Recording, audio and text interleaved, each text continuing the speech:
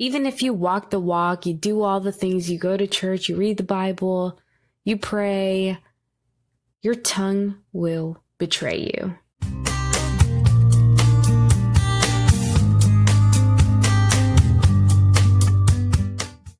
Hey everyone, welcome to Bold Reflections, a channel where we discuss life and culture through a Christ-focused perspective. I came across a quote recently by Benjamin Franklin that says, "A slip of the foot you may soon recover, but a slip of the tongue you may never get over."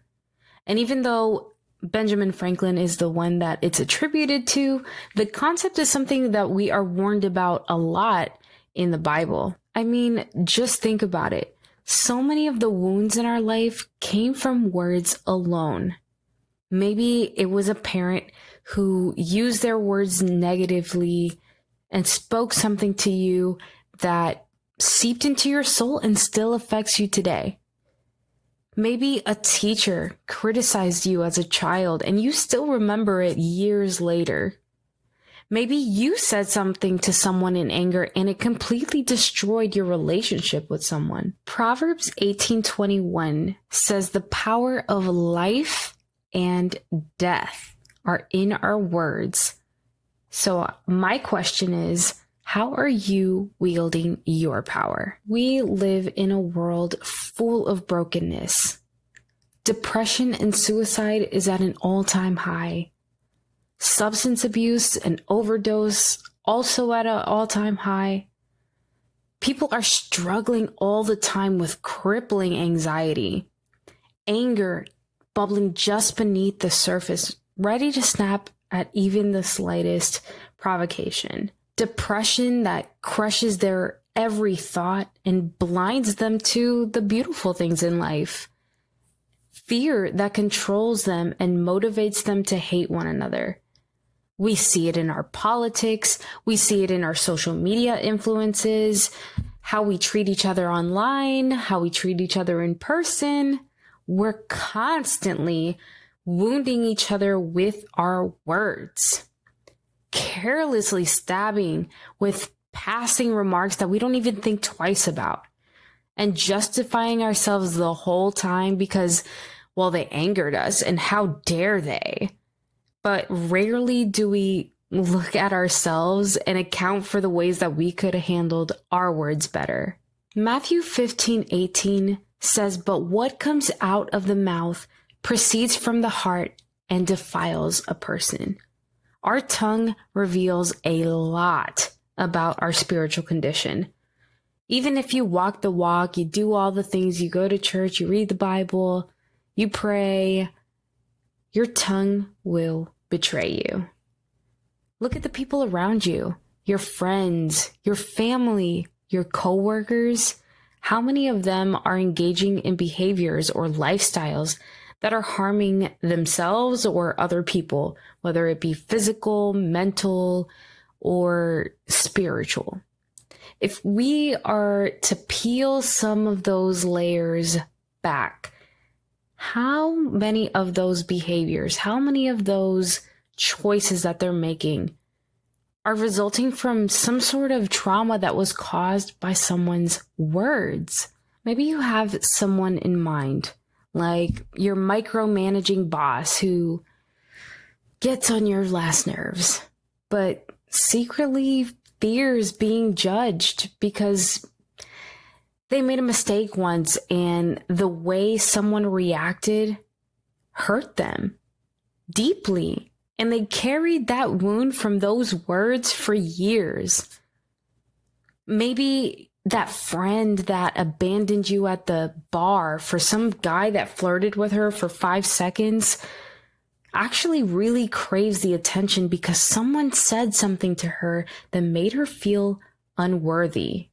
Or maybe you have a cousin who has a drinking problem, but what you don't see is the trauma from her last relationship where he used harsh words and destroyed her confidence. If you peel back some of your own layers, can you trace some of them back to words of death that were spoken over you? Maybe you are a busybody and you overfill your schedule all the time because somebody once told you that you were actually a lazy person. Maybe you have become someone who is looking for love in all the wrong places because at one point someone in your past told you that you were unworthy. Or maybe you are an anxious perfectionist, constantly overanalyzing every little thing about your life because somebody told you once that you never do anything right. Of course, none of what I'm saying here is to excuse someone's poor choices or negative actions or things that they've said to you. It's not to excuse other people's trauma on you or things that you've done to them, but more so to be reflective and to think biblically about how we tame our tongue or don't tame our tongue. Proverbs 15:4 tells us a gentle tongue is a tree of life, but perverseness in it breaks the spirit. When I read, but perverseness in it breaks the spirit calls to my mind some imagery, like a child's spirit being broken when maybe they did something wrong and angered the parent and the parent chose to use, language that really breaks them down as people. Or maybe a spouse being deeply hurt by their significant other's words because they fell short of some expectation. Breaking someone's spirit can really devastate a person and lead them into a negative cycle of wounding themselves and other people as a result. And it can happen in ways that you can't even imagine. This is why it's critical to reflect on the fact that even if you have felt the sting of someone's words, that you still have the power to speak words of life or death into a situation.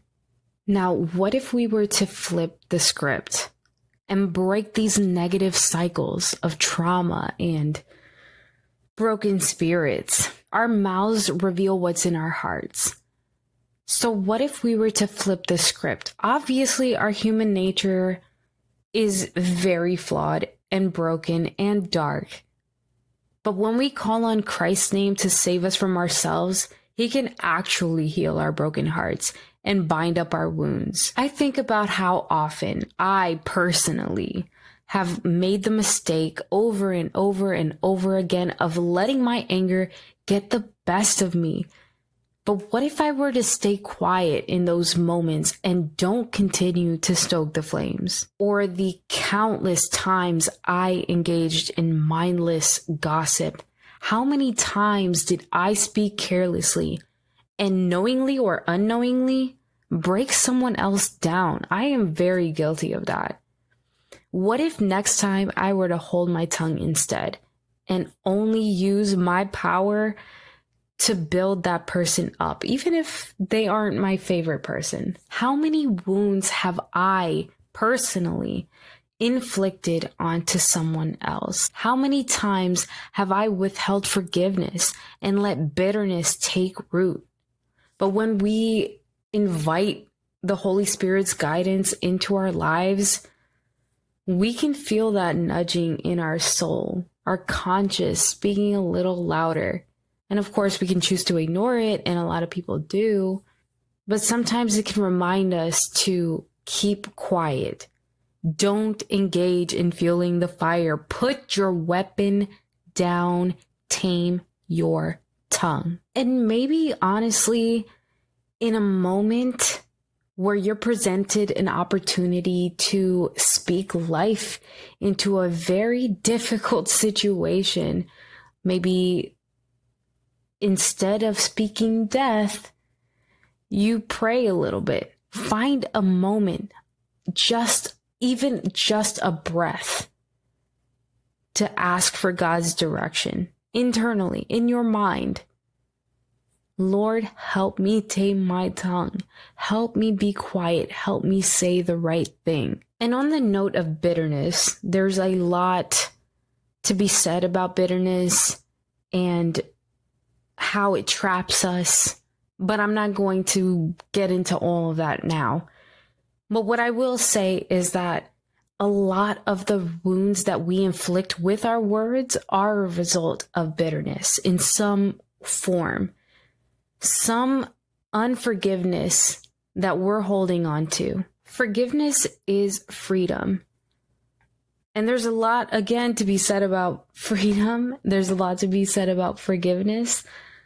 But He can help us forgive the unforgivable. He can help us forgive the slights or those wounds that go really, really deep. I would encourage you, whoever you are watching, whether you are trying to follow Christ or you're kind of on the outside of that whole Christianity thing, I'm not trying to sell you anything or anything like that.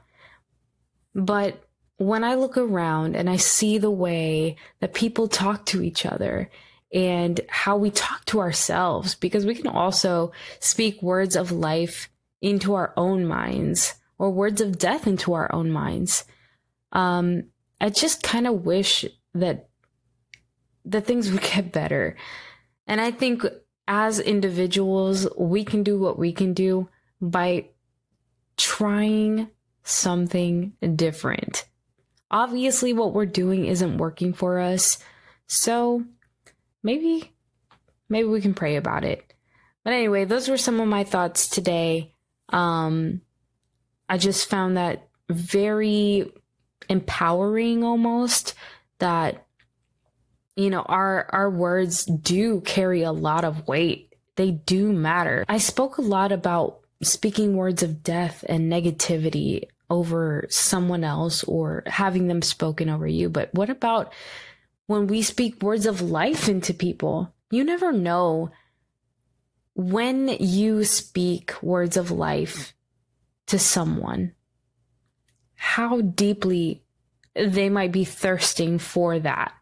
So you really never know what kind of impact you can have on someone else or even yourself. You can really change your own mood with a little more positivity. But that's all for today, guys. I really thank you for joining me on today's podcast. Don't forget to like, subscribe, comment, all of the things, notification bell to stay up to date with Bold Reflections. Thank you guys so much. Take care. If that was bold enough for you, then consider subscribing to help the channel grow. Don't forget to like and comment to help get the algorithm on our side.